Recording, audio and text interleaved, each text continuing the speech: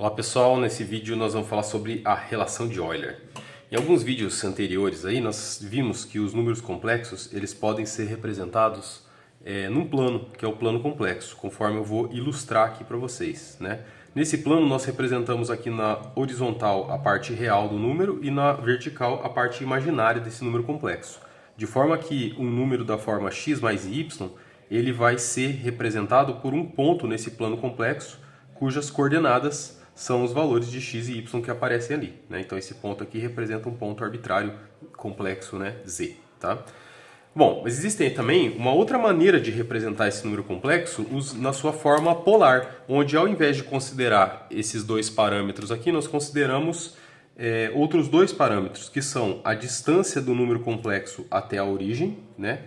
Que eu vou chamar de ρ, mas que também é a mesma coisa que o módulo do número complexo, né? O tamanho do número complexo. E o ângulo que se forma aqui com a horizontal. De tal maneira que a expressão, né, algébrica então, que a gente utiliza para representar o número complexo na sua forma polar é esta que vocês estão vendo aqui.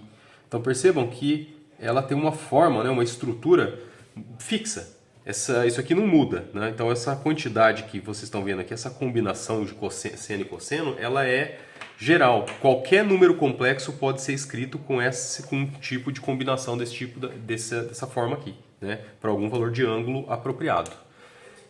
Então, nesse vídeo, né, o que nós queremos fazer é explorar o que essa quantidade aqui tem de especial, o que essa parte angular aqui diz pra gente, como é que a gente pode olhar, como é que a gente pode enxergar isso daí. Tá certo? E aí, para fazer isso, vamos fazer o seguinte, ó, vamos definir aqui uma função, chama de f de θ, que é precisamente essa quantidade aí que a gente está tentando entender. Cosseno de θ mais i seno θ, tá? Então o que eu quero fazer é explorar, né, e entender propriedades e identidades dessa função aqui. Muito bem. Veja, isso aqui é exatamente a mesma coisa que se obtém quando a gente pensa num número complexo com um módulo igual a 1, né? Então veja, se a gente fizer o módulo igual a 1, aqui nesse número complexo z, né, o que se obtém aqui é exatamente o valor dessa função, né? Então essa função aqui, ela representa para a gente o conjunto de todos os números complexos que tem tamanho igual a 1. Ou seja, todos os números complexos de módulo unitário, que tenha módulo igual a 1. E o que isso quer dizer geometricamente? Geometricamente, se nós formos lá no plano complexo, o que isso significa é que todos os números complexos que têm módulo igual a 1, eles vão estar a uma distância de uma unidade aqui da origem, né? E o conjunto de todos os pontos que satisfazem essa condição é o círculo unitário, ou seja, o círculo que está ali centrado na origem, né? E que tem raio igual a 1. Então isso aqui define precisamente para a gente um círculo unitário. Essa função aqui, ela é uma outra maneira, né, da gente pensar o círculo. O círculo, que é uma forma geométrica conhecida, né, pode também ser representada por números complexos, como que a gente está vendo aqui, né? Então, de tal maneira, essa função f de θ, ela fala para a gente exatamente isso, qual que é a localização de um ponto que com certeza vai estar em cima do círculo unitário, né? Que corresponde exatamente a esse ângulo, né? Agora, como que esse ângulo aqui dá, de fato, a localização do ponto? Por meio dessa expressão que vocês estão vendo aqui, né? O cosseno desse ângulo mais i seno deste ângulo aqui. Tá certo? Bom, vamos fazer o seguinte, vamos calcular o valor dessa função f de θ para alguns ângulos conhecidos aqui, só para a gente ganhar uma intuição um pouco melhor, né? Então, eu quero escolher aqui alguns ângulos do tipo 0, 90 graus, né? Que é π sobre 2... 180 graus, que é π, 3π sobre 2 e 2π. Né? Então, esses aqui são os valores do ângulo θ. E eu quero saber qual que vai ser o valor correspondente para a função f de θ. Né? Vamos montar essa tabelinha aqui. Veja, se a gente vier aqui na função f de θ e fizer θ igual a 0, eu vou fazer essa primeira continha aqui. Ó.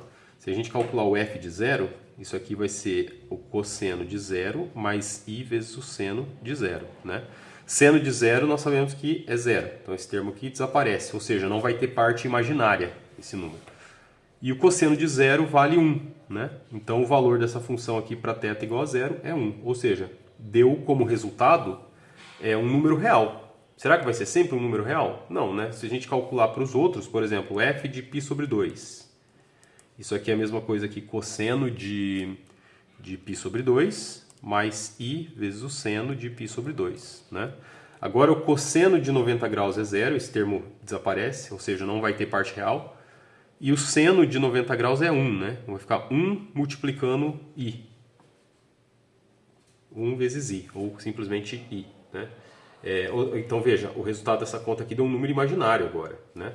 Bom, e aí se vocês continuarem, né, com essa tabelinha aqui, aí eu sugiro que vocês façam isso como exercício, né? O que deve se obter aqui é que o próximo vai ser menos 1, depois menos i, depois 1 novamente, né? Agora, o que isso representa? O que isso significa? Vamos encontrar esses pontos aqui no plano complexo. Começando do primeiro, ó. Onde está esse número aqui? Ó? O número 1, onde é que eu represento ele no plano complexo? Primeiro que ele é um número puramente real, né? Então ele vai estar em cima do eixo real. E ele vale 1. Então ele está aqui, ó. Esse aqui é o número 1. X igual a 1. Veja que esse é exatamente o ponto que se atinge na circunferência quando a gente considera um ângulo de 0 graus, né? Agora vamos para o próximo, ó. I. Onde é que eu acho o número i ali no plano complexo? Pensa que esse número aqui é um número que não tem parte real, ele é puramente imaginário, então ele com certeza está aqui em cima do eixo imaginário, né? E vale uma unidade imaginária, então 1 aqui também, tá? E assim por diante, né? Vamos lá, o próximo, ó, menos 1. Menos 1 é um número real, vai estar em cima do eixo real e vale menos 1, então é aqui, ó. Né? E perceba que isso aqui correspondem de fato aos ângulos, né? Ó, quando o número i, que é esse daqui, né? É o ângulo, o ponto da circunferência que se atinge quando a gente considera um ângulo de 90 graus, né?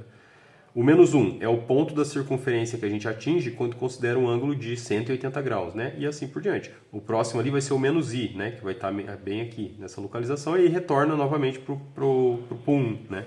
Então, além disso tudo, ó, ainda tem essa ciclicidade aqui dentro dessa função aí, né? Como era de se esperar, para representar um círculo unitário, né? Legal?